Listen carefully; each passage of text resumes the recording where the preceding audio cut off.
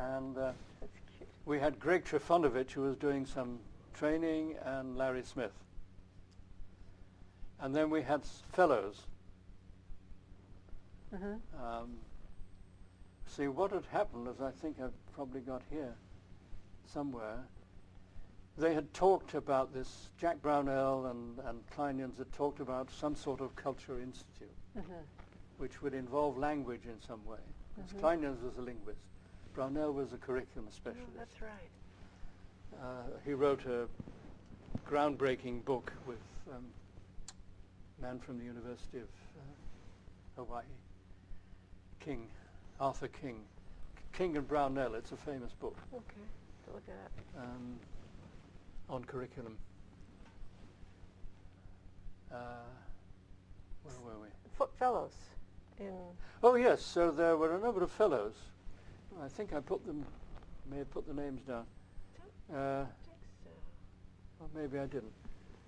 There was... Oh wait, no, you did mention over here. You said, I arrived in the islands after accepting an offer of professorship at the University of Hawaii's Department of English, which you didn't Yeah, here we take are. up. So at the bottom of this page, they were not here. Of those mentioned, Agnes Nirkawa Howard was here. And Dr. Shinoda.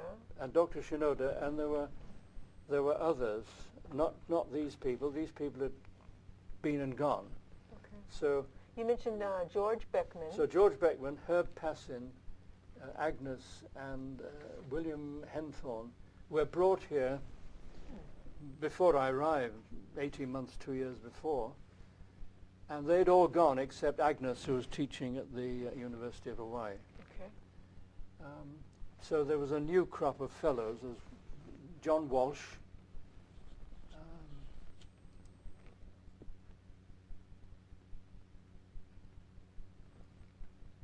Ron Taft, Oh. T-A-F-T, Okay. You have an amazing Bjorn, memory. not Bjorn Jernod, he wasn't there then. Was it Rio? Oh, Afendros, Angelo Afendros, a rather mad Greek. Those are three of them, and there were others too. Okay. Okay. But at that But time, there was no staff.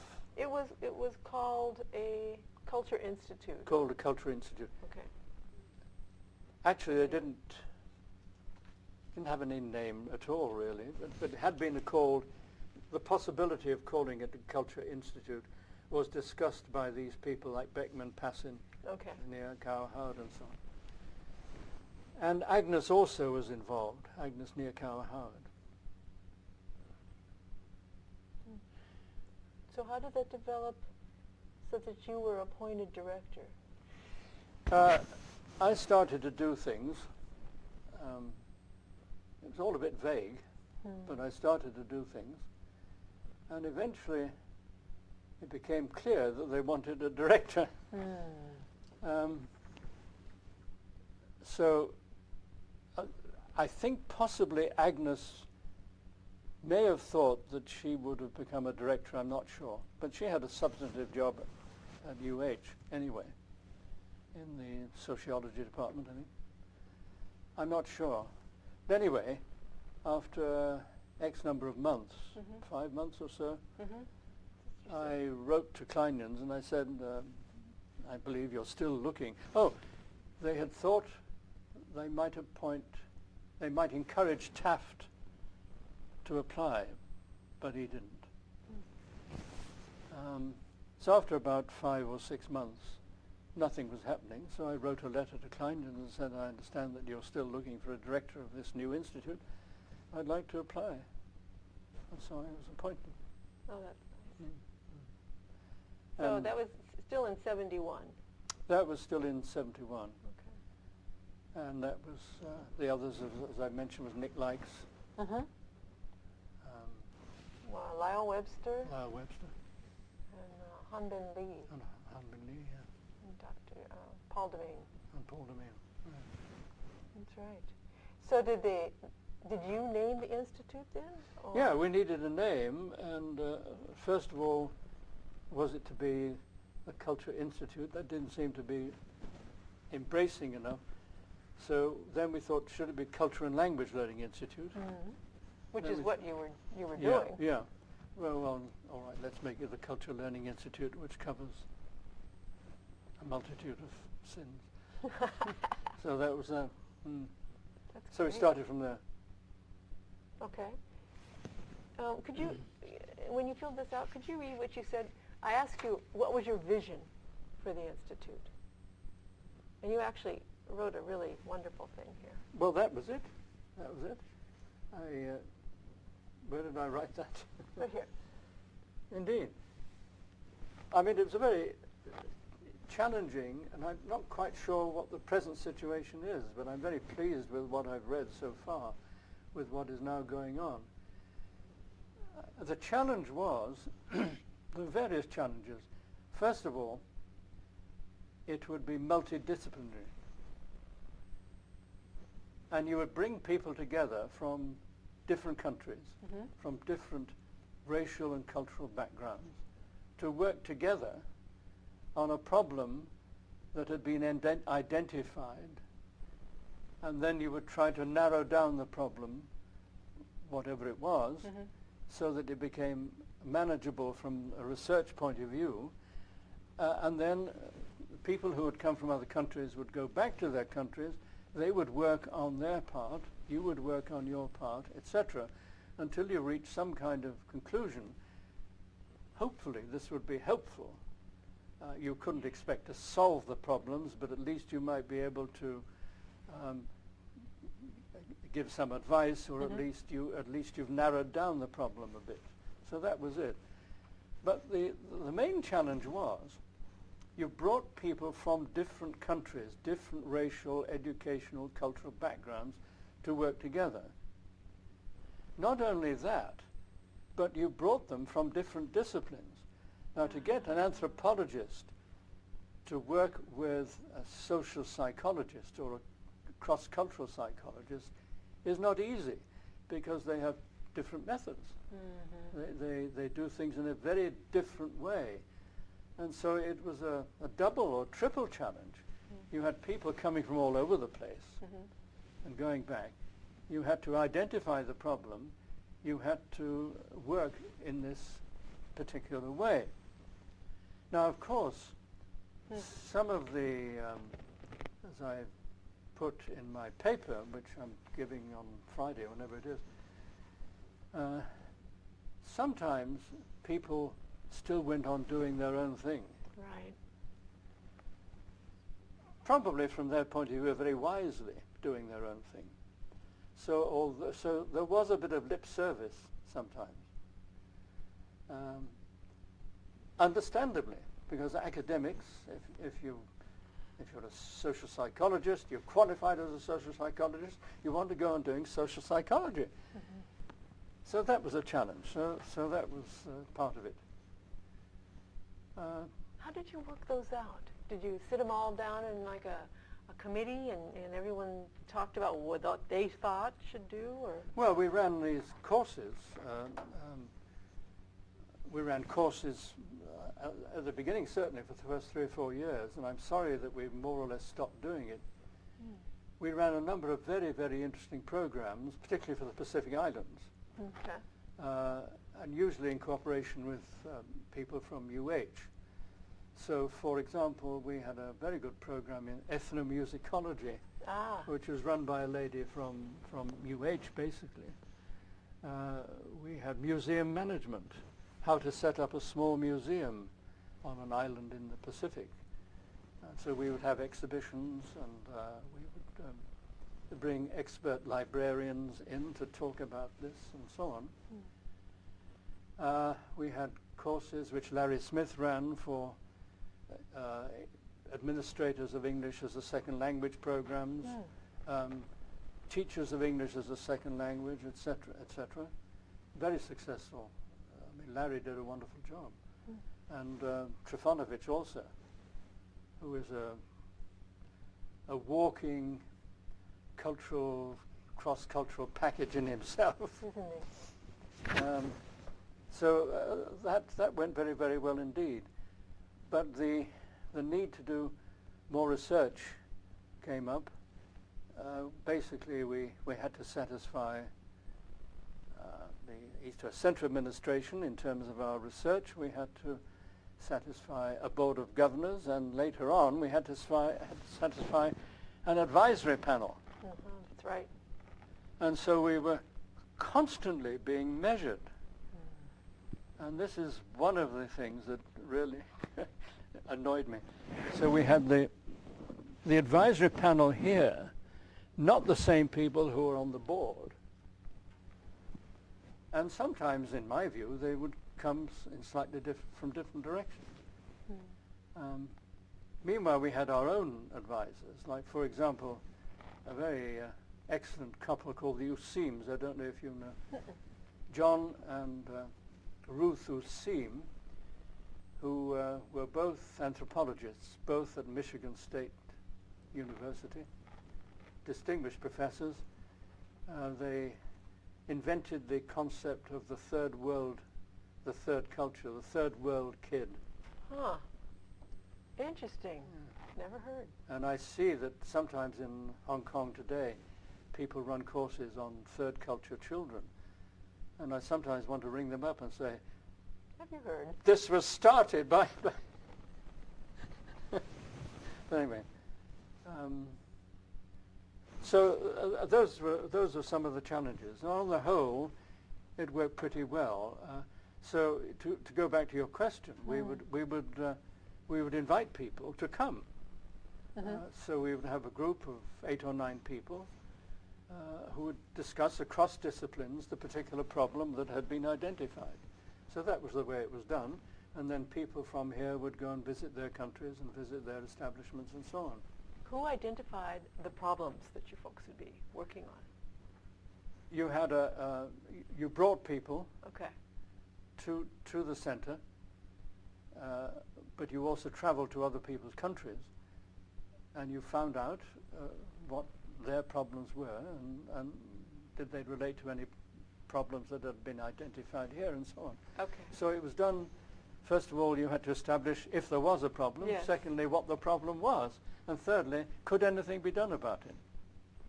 So it was a collaborative decision of It was all. what the problem might be and how to go That's about right. It was all, it had to be. So you were here, though, also in 75.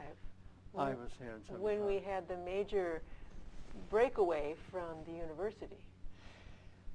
Although I had this offer of a professorship at the university subject to tenure, I never saw a student, I never went across. I was never did it. You had your hands full. I was too busy with this. I mean, it would have been quite nice occasionally to relax with a group of students and talk about social linguistics, but I didn't do that. No, we were pretty busy here, and it wasn't just 75. I mean, the whole thing really started probably 73. I mean, all the planning and the endless conferences and meetings, and who would do this and who would do that, and how would it work, and what about the buildings? What about the buildings? We lost the theatre Right. that gained this. Right. So this was built when you were here, It was. 77 or so, Burns Hall. It was, because we started off in Lincoln Hall, and then the 5 institutes, was it 5, were offered the possibility of taking over 6 large huts, which was, where were they? I think there was some out Big here. lawn. There were 6 huts, Uh-huh. and nobody wanted them. But one of my program officers, who was an ex-Marine, called Van Buren, Okay. Hildebert Van Buren, he said, if anyone ever uses my first name, I will go across the table to them. They won't survive the afternoon. Oh, wow. Particularly Hildy. He objected to Hildy. He was a former Marine. Anyway, he said, we've got to move. I said, but from Lincoln Hall. I said, why have we got to move? He said, it's a great space. We've got 5 buildings, he said. We can get them to renovate them. So I agreed. So we moved, and they did renovate them. So we had 5 very nice buildings, nice new carpets and spacious offices and all the rest of it. We had enough space to have an exhibition, which we did several times. So this was before Burns Hall was being built. This was before Burns Hall. We knew nothing about Burns Hall then. So you were in Lincoln, which is basically apartments with Right. showers and living rooms and the whole thing. I don't think they were there then. I'm not quite sure. Lincoln did have bathrooms. And Did it? Yeah. I think I was on the 3rd floor, but I can't remember anything like that. I remember the libraries being stacked. The library was opposite me. Stacked, books stacked in the showers Yeah. and that sort Oh, of thing. really? But, so you were there at Lincoln Hall, which was one of the first buildings built, and then you moved out to some kind of cottages. We moved to the cottages, yeah. Right. Yeah. And then they were probably building Burns at that time because it had to have taken a couple of years easy. Right. And then you moved into Burns Hall, brand new. I did a lot of traveling. We all had to travel a lot, negotiating these. So I traveled. When I came back, I found myself in a new office somewhere up there. I'm not sure where it was. Here in Burns? Yeah, Wow. on the left-hand side, Uh-huh. to be greeted by Hazel and Pat. Matsunaga. Yeah. Pat, a wonderful girl, one of Hazel's girls. You know, there was Hazel's group of girls. Didn't know that. She had 4 or 5 secretaries, and they had to do what Hazel said. They had to dress as Hazel said. Ooh. And Hazel really, it was wonderful, actually. They were all very nice girls. And, Do you remember any other names besides Pat? Beverly Honda, who is now something else. Uh-huh, uh-huh. No, she's Honda still. There was a lady of Chinese ancestry. Lin something. Okay. Yeah. I'll remember the others later, perhaps. Okay. It's just interesting. Yeah. But every Friday was Moo Moo Day. Uh-huh. I don't know if they still do that. Uh-uh. So the 5 girls would be in their moo moos. So I took to Hazel Yeah. the first time I met her because, well, we had a chat, and then my heavy luggage was arriving at the docks or the airport. I can't remember which. Yeah, it must have been the docks. Mhm. 2 huge cases, wooden cases. And Hazel took me there to show me where it was and where I should go. So we were there, and the customs man came up and looked at one of these huge. You'll have to open that, he said. Mm-hmm. I said, I can't open that. You'll have to open it. I need to see inside. You can get a hammer and a chisel over there or whatever. Hazel said, you put a head. She did? Yeah. Oh, heaven. Don't quote me on that. Yeah. You butterhead. He's just come all the way from Japan. He can't open that case. How's he going to do it? Oh, all right, he said. Let it go. Oh, gosh. He folded completely. So I can see I where thought, oh my God, Thank goodness. I'll be in jail and she'll be dragged away. Thank goodness for Hazel. Yeah. Oh, that's good. Yeah. Good stories. Yeah. Wonderful. Anyway, that was Hazel. That was good. I ask you here, what was happening at the center in the early 70s? And you mentioned work at the center was carried out against a background of a Cold War with the USSR What is this? and a hot war All right. Indeed. in Vietnam. Yeah. Well, it was the era of protests, wasn't it? Hmm. And so we had marches and protests. We had spies on the campus, which I'd better not go into, but no, that's okay. Kleinens would erase that. That's good. I just wondered, what it was like during that. Well, we already heard about Hazel, about that decade that you were here. It was very interesting in many, many ways. To give you one example, which we ought not to broadcast, ought not to be on the tape, we had a visit from the President of Korea. His name I've forgotten. He wasn't very popular. The directors met with him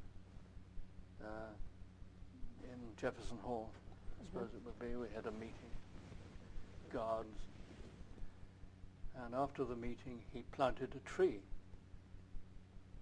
just outside the building.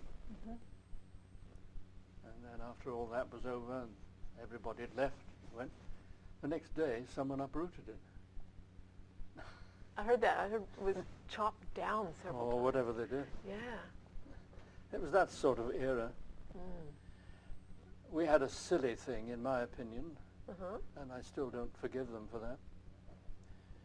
We had a member of my staff who was Sinhalese. People never quite understood him. His name was Guy Amirthanayagam. Oh, right here. I was just going to ask you about him. And Guy had been a senior member of the Sinhalese government. He was the Salt Commissioner, which is a big job, I gather. I don't know what it means, but. And I heard from a UH professor called Stuart Gary Brown, who was quite a well-known scholar. Stuart, G-E-R-R-Y, pronounced Gary for some reason. G-E-R-R-Y. Oh, okay. Brown. Okay. But they pronounce it Gary. I would say Gary, or Jerry. But anyway, it was Stuart Gary Brown. Okay. Said, you've got to bring this man to the East-West Center. He's a poet. He's a writer. He's quite distinguished. You've got to bring him to the East-West Center. So I went to London to interview him. And we got on very well.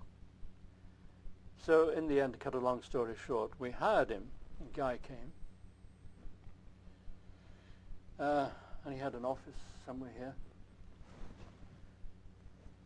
Nobody understood him, really, I don't think. They couldn't understand how he spoke, Well, or just what he was about? What he was about. I mean, he liked his whiskey. He smoked like a chimney. He was slightly vague. He didn't do always what academics are supposed to do. But he had a good time. I was, in fact, recently the head of the AmCham was a very nice chap, the former CLI chap in Hong Kong. Was it the American Chamber of Commerce? Yeah. Okay. Mentioned him and said he was this and that. And I said, no, nobody understood him. He needed to be understood. Anyway, he succeeded in bringing to the East-West Center some of the finest writers in the world. And I'm not sure if I listed any You of did them. not. No, it would have been at the very bottom of E. You wrong mentioned him glasses, eh? here. And then Oh, right, the sorry. next page, you said he invited the writers, but you didn't mention whom. We had from Honolulu, we had Leon Odell, who's the Henry James specialist, Leon Odell, who was actually here attached to the English department, I think, but was a very distinguished writer, the writer on Henry James. We had Wole Soyinka. I've written about them somewhere else, but every single one of them, the ones that I mentioned, 8 of them, received some sort of honor.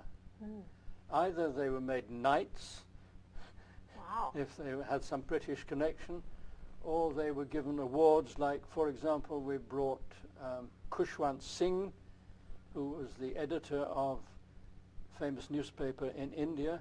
He was given an award called the Padma something or other. It's the second most prestigious award in India. R.K. Narayan, very famous writer, also given that award. We had Kamala Makandaya, a famous book,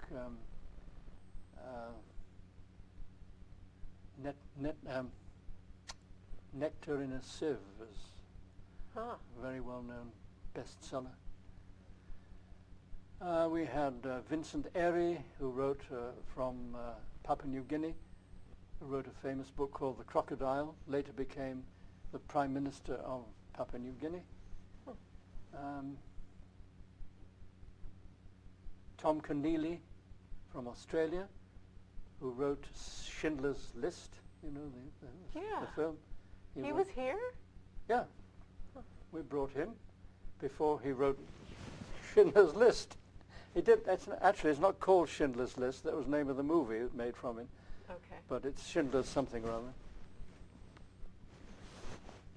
We had them all. I mean, famous writers of the day. But the